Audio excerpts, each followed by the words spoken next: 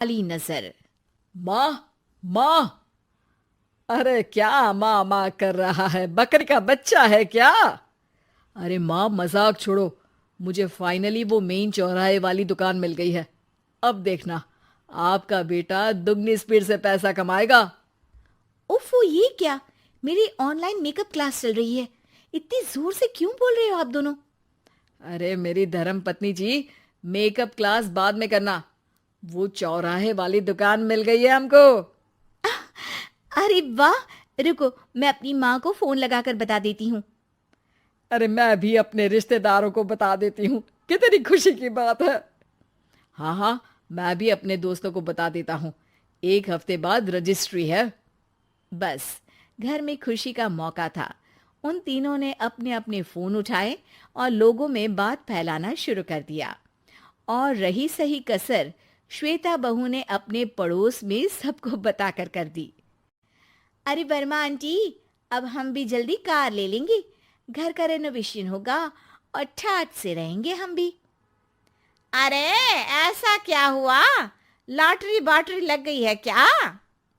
अरे, इस बार चौराहे वाली मॉल में हमको भी दुकान मिल गई है। दुकान नंबर 21, जो एकदम चौराहे पर है। अब ग्राहक बढ़ेंगे तो आमदनी भी बढ़ेगी ही ना। अरे वाह, कितनी खुशी की बात है। मैं बहुत खुश हूँ तुम्हें इतना खुश देख के। बाकी एक बात कहूँ, सबको मत बताते फिरना। किसी की नजर लग जाएगी तो खुशी की खबर वापस लौट जाएगी। हैं? ऐसे थोड़ी ना होता है। अब डरा रही हो। अरे सही कह रही हूँ। काली नजर कहते हैं इस चीज को, जब आप किसी को कुछ बताओ और वो काम बिगड़ जाए। अरे लेकिन मैं तो।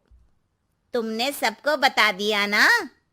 हाँ, फोन लगा लगा के। अब बच के रहना। काली नजर बड़ी खतरनाक होती है। श्वेता इतनी खुश रहती है कि वो वर्मा आंटी की बात पर ध्यान ही नहीं देती, जबकि पड़ोस में और भी लोगों से खुशी की खबर शेयर करती रहती है। अगले दिन राजेश बहुत दुखी होकर घर आता है। अरे बेटा, क्या हुआ? मुंह क्यों सूजा हुआ है? मधुमक्खी ने काट लिया क्या? माँ, वो दुकान किसी और के पास चली गई। किसी ने ज्यादा भाव लगा दिया। अरे पर बात तो आपसे हुई थी ना उस दुकान वाले की। हाँ, आज मैं टोकन अमाउंट देने गया था, तब मुझे पता चला। कोई आकर सुबह मुझसे पहले ही ज्यादा अमाउंट दे गया। काली नजर। क्या? क्या कहा? वर्मा आंटी ने समझाया था कि किसी को बताना मत, वरना काली नजर लग जाएगी। अच्छा, तुम्हें उनकी बात मान लेनी चाहिए थी। उनकी बात मान लेती, लेकिन उसके पहले ही सबको बता चुके थे ना हम तीनों। अरे अगली बार से ध्यान रखेंगे। कोई भी नई चीज होगी तो किसी को नहीं बताएंगे। तीनों कुछ दिन ऐसे ही रहते हैं, पर एक दिन श्वेता को एक मेल आता है। राजेश, मेरा ऑनलाइन मेकअप कोर्स कंप्लीट हो गया। अब मैं खुद का पार्लर खोल सकती हूँ। अरे वाह, अपने मोहल्ले में ही खोलते हैं। ये जो घर के सामने दुकान है ना, वहीं। हाँ, यहाँ सस्ती भी मिल जाएगी। अगले दिन श्वेता वर्मा आंटी के पास जाती है, मिठाई का डब्बा लेकर। अरे आओ आओ, कैसे आना हुआ? जोर से नहीं बोलूंगी। वो सामने वाली दुकान है ना, वहां मैं अपनी पार्लर की दुकान खोलने वाली हूँ। उसकी मिठाई है।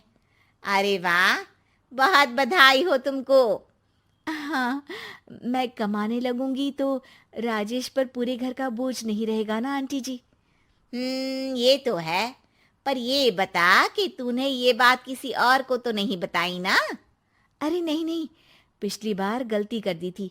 काली नजर लगी किसी की और राजेश के हाथ से वो दुकान चली गई थी।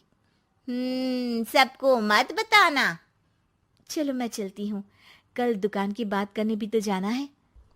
अगले दिन श्वेता दुकान के लिए मालिक से बात करने जाती है। अरे लेकिन दुकान तो हम कल रात को ही किसी को दे चुके हैं। कल ही? हाँ, कल ही। 2 दिन बाद कोई यहाँ पार्लर भी खोल लेगा। अब कहीं और दुकान देख लीजिए। अरे पर हमको भी तो पार्लर ही खोलना था। हाँ भाई, एक ही दुकान है, आधी आधी तो नहीं दे सकता ना मैं। राजेश और श्वेता घर पर हताश होकर आ जाते हैं। इस बार तो किसी को बताया भी नहीं था, अब किसकी काली नजर लग सकती है। सुनो, तुमने माँ को बताया था क्या? अरे कैसी बात कर रही हो, माँ की नजर थोड़ी ना लगेगी। पक्का तुमने किसी को नहीं बताया था ना? सिर्फ वर्मा आंटी को बताया था, उन्होंने ही मुझे किसी को नहीं बताने को कहा। अरे यार, तुम भी सही हो, मेरी माँ को नहीं बताने को कह रही हो, पर वर्मा आंटी को बताना तुम्हें जरूरी लगा। अरे वर्मा आंटी ने ही तो काली नजर के बारे में बताया था ना, वो हमेशा हमारा भला ही तो चाहती है। मेरी माँ भी हमारा भला ही चाहती है। अरे पर चिल्ला क्यों रहे हो? बात नहीं कर सकते क्या आराम से? नहीं आता वो आराम से बात करना, और करना भी नहीं चाहता हूं मैं। दुकान जाने का दुख गुस्से में बदल गया था और राजेश और श्वेता में बात बंद हो गई थी। 2 दिन बाद मोहल्ले में पार्लर का इनॉग्रेशन हुआ, जिसमें मोहल्ले के सभी लोगों को बुलाया गया, पर श्वेता, राजेश और माँ नहीं जाते। माँ, अंदर आ जाओ, क्या देख रही हो? अरे नया पार्लर देख रही हूं अपने आंगन से। देखो, माँ को दूसरे का सुख देखने में कितना मजा आ रहा है, मेरा दुख नहीं दिख रहा इन्हें। यहाँ मेरा पार्लर भी तो हो सकता था। अरे चुप रहो यार, हर बात में लड़ाई क्यों ढूंढ रही हो? राजेश और श्वेता फिर बहस करने लगते थे। तभी माँ ने दोनों को बाहर बुलाया। अरे जरा देखो तो, दुकान चलाने वाले का बोर्ड पर नाम क्या लिखा है? श्रुति वर्मा। गाड़ी निकाले बेटा, हमें कहीं जाना है। काली नजर का इलाज कराने? राजेश अपनी बाइक निकालता है। तीनों ट्रिपलिंग कर रहे हैं। माँ राजेश को उस मॉल वाली दुकान पर लेकर जाती है जहां राजेश अपनी दुकान खोलने वाला था। यही दुकान लेना चाहता था ना तू? हाँ, पर इनको भी दुखी करने लेकर आई हो क्या यहाँ पर दुकान दिखाकर? वहां काफी नहीं था? अरे श्वेता, थोड़ा सब्र रख, अभी पता चलेगा कि हम यहाँ क्यों आए हैं।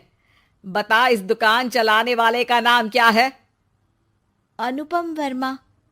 कुछ समझ में आया?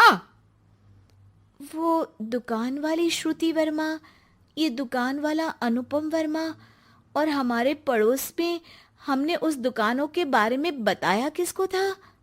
अब वर्मा आंटी को। मतलब वर्मा आंटी ही हमारा काम बिगाड़ रही है? नहीं नहीं, ऐसा नहीं हो सकता, ये बस इत्तेफाक है। राजेश अपना फोन निकालता है और श्रुति वर्मा और अनुपम वर्मा के नाम फेसबुक पर सर्च करता है, जहां ये दोनों ही वर्मा आंटी के रिश्तेदार होते हैं। श्वेता को समझ में आ जाता है कि वर्मा आंटी की ही नजर काली नजर है। अब क्या करना है? कोई भी खुशी की खबर हो तो काली नजर से बचना है, यानी वर्मा आंटी से बचना है। अरे पर मुझे ये समझ में नहीं आया कि वो हमारे साथ ऐसा क्यों करेंगी। अरे बेटा, एक सीख है, दूर के आदमी को आपकी तरक्की से कम परेशानी होगी, पड़ोसी को ज्यादा। दोनों माँ की बात में हामी भरते हैं और अगला काम चुपचाप करने की कसम खाते हैं, ताकि आगे से वर्मा आंटी कोई काम ना बिगाड़ सके।